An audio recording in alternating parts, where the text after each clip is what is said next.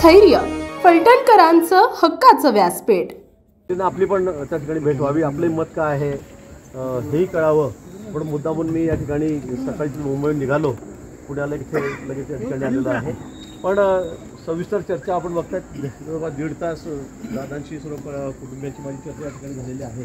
आपलं म्हणणं, आपल्या मनातला राग, आपल्याला काय वाटतं काय नाही सगळं मी ऐकून घेतलेलं आहे। मी उद्या तर नाही पण परवा मी मुंबईला आहे। आता गेल्या मी गाडीत बसल्यावर मी देवेंद्रजींशी फोनवर बोलणार आहे, बावनकुळेंशी फोनवर बोलणार आहे आणि नंतर त्यांच्या कानावरी सगळी गोष्ट सांगता येणार आहे।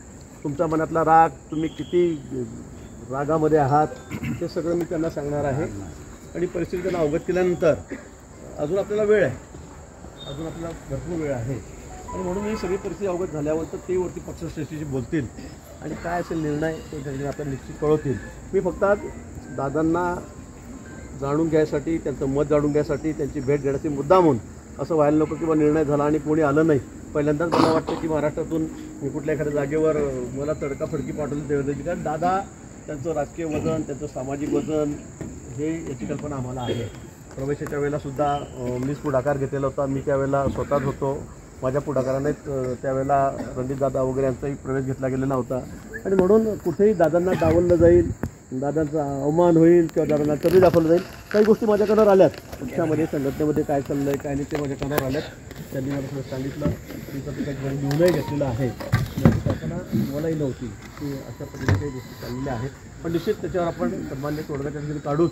पण दादाचं जे म्हणणं आहे ते मी सर्व आता देवेंद्रच्या कानावर जाऊन टाकणार आणि यानंतर मला वाटतं की जो निर्णय असेल, मी सांगतो अजून आपल्याला वेळ आहे, अजून आपल्याला वेळ आहे की फार तर लगेच उद्या परवा फॉर्म भरता अजून त्याला खूप उशीर आहे आणि म्हणून मी सगळ्या गोष्टी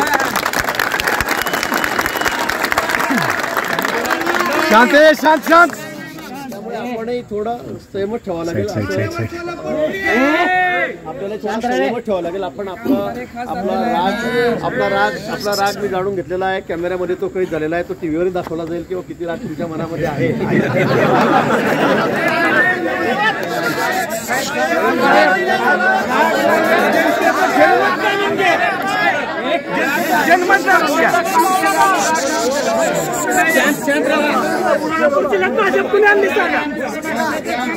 सगळ्या गोष्टीवर